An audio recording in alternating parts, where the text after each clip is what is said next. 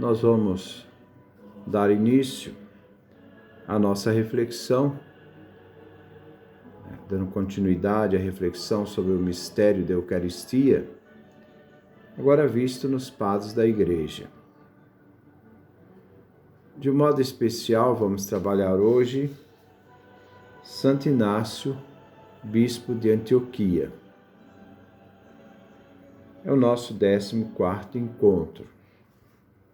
Vamos começar com um texto tirado do Evangelho de São Lucas,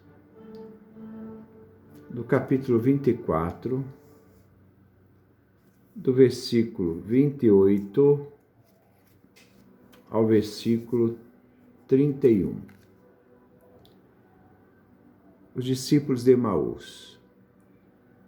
Quando chegaram perto do povoado para onde iam, Jesus fez de conta que ia mais adiante.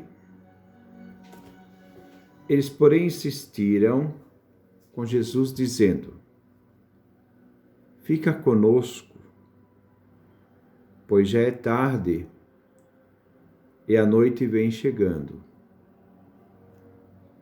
Então Jesus entrou para ficar com eles. Sentou-se à mesa com os dois, tomou o pão, abençoou-o, depois o partiu e deu a eles. Nisso, os olhos dos discípulos se abriram e eles reconheceram Jesus. Jesus, porém, desapareceu da frente deles. Santo Inácio, ele morreu no ano 107. 7 anos, um pouquinho menos, 6 anos, da morte do evangelista João. Ele morreu em Roma, na perseguição do imperador Trajano. As cartas que nós temos dele foram escritas por volta do ano 104. Inácio foi o 3º bispo de Antioquia. Segundo Eusébio de Cesareia, que escreveu uma obra chamada História Eclesiástica, lá pelos anos 307, Eusébio de Cesareia diz que Antioquia teve uma sucessão de bispos cuja descendência vinha da tradição apostólica. O primeiro bispo de Antioquia foi o apóstolo Pedro. Depois ele foi para Roma. O sucedeu Evódio. E depois Inácio, esse Inácio de Antioquia. Nós vamos então olhar um pouco esse percurso da vida de Inácio. Inácio foi enviado para Roma, condenado às feras. Durante então, como já disse, a perseguição do imperador Trajano. Chegando nesta cidade, ele então foi colocado na arena com as feras. Nós sabemos que no ano 107, o imperador Trajano preparou um grandioso espetáculo em Roma, em que foram mortos gladiadores e homens ilustres em luta, com 11.000 animais selvagens, segundo os historiadores da época. Provavelmente Inácio fazia parte deste grupo. Inácio, em nenhum momento, ele lutou contra a sua morte, aceitou a condenação como cristão e não renunciou à sua fé.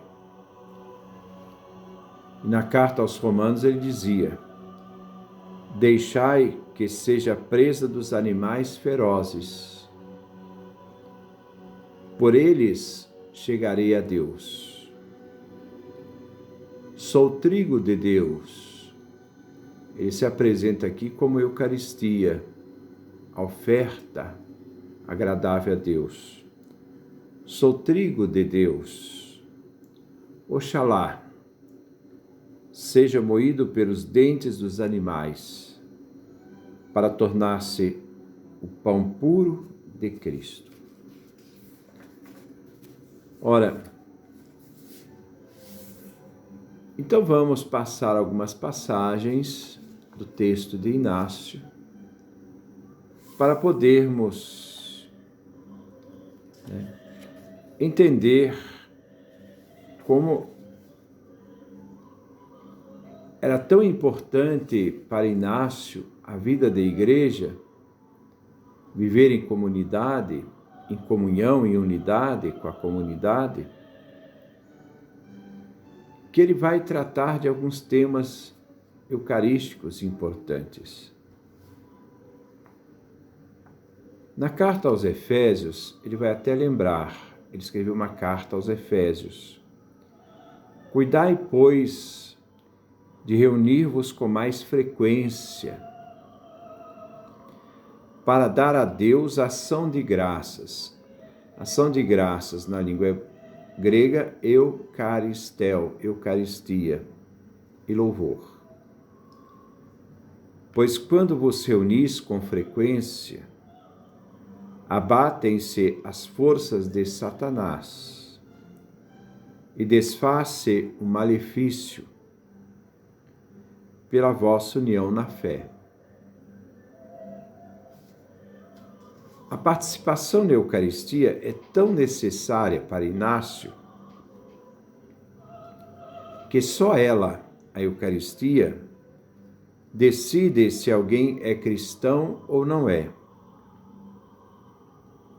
Mas, isso aqui é importante para Inácio, só se pode celebrar a Eucaristia dentro da igreja.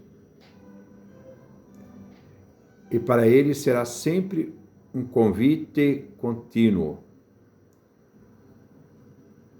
porque ele sempre pedia para não haver cismas, separações dentro da comunidade cristã.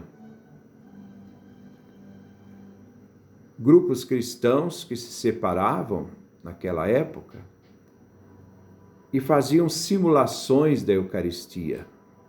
Não era a Eucaristia válida, eram simulações da Eucaristia para enganar as pessoas.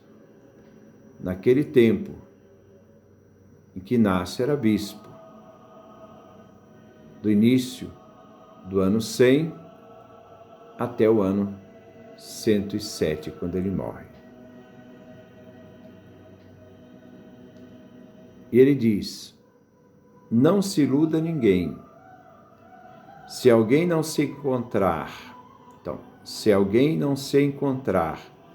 no interior do recinto do altar, ver-se-á privado do pão de Deus.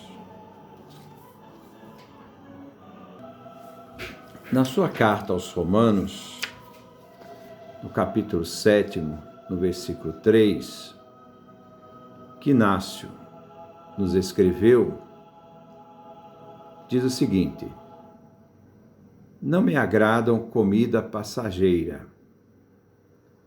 nem prazeres desta vida.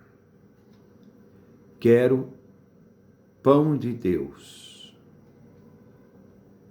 E quem é esse pão de Deus? Inácio diz que é a carne de Jesus Cristo, da descendência de Davi, e como bebida, quero o sangue dele, que é amor incorruptível. Nós sabemos também que a celebração desta Eucaristia ela era celebrada já na comunidade cristã no domingo, não mais no sábado, como se celebrava em uma parte da igreja de Jerusalém. Se bem que na igreja de Jerusalém, antes do ano 70, antes da destruição do templo, a comunidade de Jerusalém se reunia no pórtico de Salomão, onde ele tinha a celebração da palavra. E no domingo, o primeiro dia da semana, a comunidade se reunia para celebrar a Eucaristia. Eram 2 momentos na comunidade de Jerusalém. Não era o que acontecia nas outras comunidades fora de Jerusalém. Mas com a destruição de Jerusalém, ficou-se que a celebração da Eucaristia era feita no domingo. Então, na carta aos Magnésios, no capítulo 9, Santo Inácio de Antioquia nos diz: assim, os que andam na velha ordem das coisas chegaram à novidade da esperança, não mais observando o sábado, mas vivendo segundo o dia do Senhor. Dia do Senhor, significa domingo, no qual nossa vida... Então, o que é o domingo? Por que celebrar no domingo? Ele diz: no qual nossa vida se levantou por ele. Ele aqui é Jesus, que ressuscitou. E por sua morte, embora alguns o neguem. Porque já existiam membros da comunidade que se afastam da comunidade, que saem da comunidade, que negam a ressurreição de Cristo.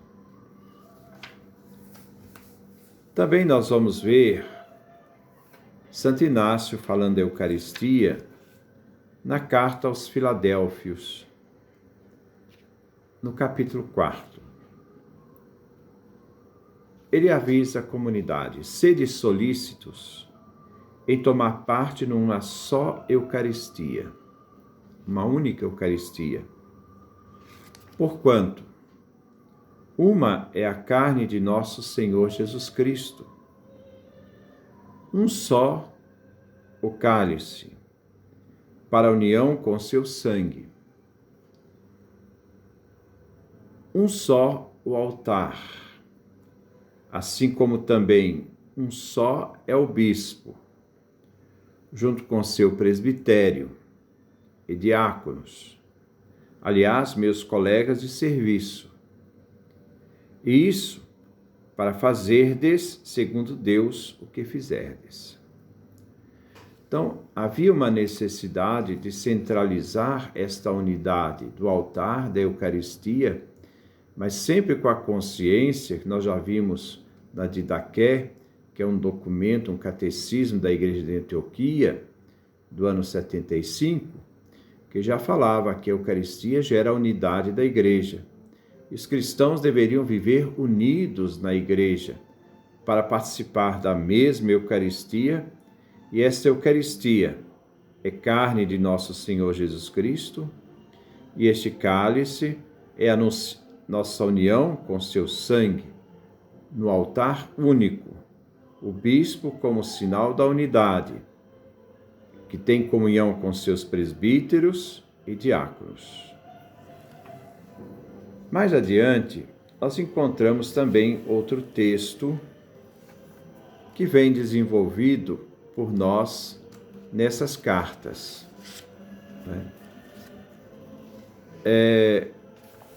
Ele vai dizer assim,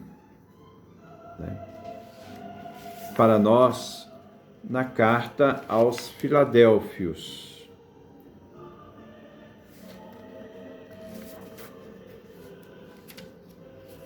Onde ele vai dizer, para nós, dessa necessidade de mantermos esta união na Eucaristia. A Eucaristia é aquela que gera esta unidade da Igreja. Também na carta aos Esmirnenses, nós temos um texto maior, porque isso faz parte de só podemos entender a Eucaristia se entendermos o mistério do Cristo Jesus.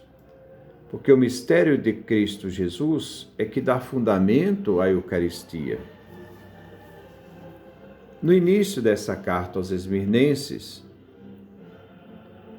Santo Inácio afirma, Santo Inácio de Antioquia: glorifico a Jesus Cristo, Deus. É interessante que ele afirma, claramente, Jesus, Deus. Ele é Deus, que vos fez tão sábios. Cheguei a saber efetivamente que estáis aparelhados com fé inabalável, como que pregados de corpo e alma na cruz do Senhor Jesus Cristo, confirmados na caridade, no sangue de Cristo, cheios de fé em nosso Senhor.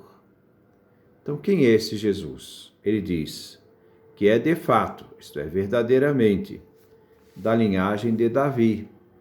Aqui ele fala da humanidade de Jesus, descende de Davi, segundo a carne, isto é, segundo a humanidade. Filho de Deus, porém, então a sua divindade, consoante a vontade e o poder de Deus. De fato, nascido de uma virgem, fazendo a referência de que o Verbo se fez carne na Virgem, batizado por João, a fim de que se cumpra nele toda a justiça. Sob Pôncio Pilatos e o tetrarca Herodes foi também, de fato, isto é, verdadeiramente pregado na cruz, em carne. É a humanidade que é pregada na cruz, que o Verbo de Deus, o Filho de Deus, assumiu quando se fez carne no seio da Virgem Maria. Por nossa causa, em razão de nós, fruto pelo qual temos a vida, pela sua paixão bendita em Deus, no Pai, a fim de que, por sua ressurreição, levantasse seu sinal para os séculos, em benefício de seus santos fiéis, tanto judeus como gentios, no único corpo de sua Igreja. A Igreja forma um único corpo. A Igreja é una. É neste único corpo que se celebra a Eucaristia. Se a Eucaristia é pronunciada as palavras de Jesus, isto é meu corpo, e nós estamos inseridos neste corpo, então nós formamos com Cristo uma unidade inseparável. No capítulo 2 ele diz: tudo isso padeceu por nossa causa, em razão nossa, para obtermos a salvação. Padeceu de fato. O sofrimento de Jesus foi verdadeiro, não foi um sofrimento aparente. Como também de fato ressuscitou, não padecendo só aparentemente, como alguns infiéis afirmam. E ele mais adiante, ele diz: eu, porém, sei e dou fé. Ele é contemporâneo ao evangelista João. Ele é contemporâneo, quando bispo de Antioquia, ao evangelista João, que escreveu seu Apocalipse, seu Evangelho e suas cartas. E ele diz: eu, porém, sei e dou fé. Ele mesmo, depois da ressurreição, permanece em sua carne. Isto é, a ressurreição não é a ressurreição de um espírito, é a própria humanidade de Jesus que ressuscita trazendo agora um corpo não mais passivo de morte, um corpo incorruptível. Este mesmo corpo que Maria deu a Jesus quando gerou na humanidade, este mesmo corpo é o corpo que ressuscita, né? E ele então diz: eu, porém, sei e dou fé.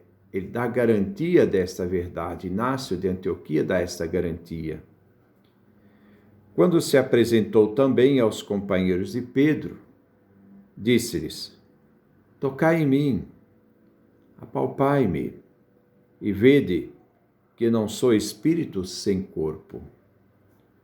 De pronto nele tocaram e creram,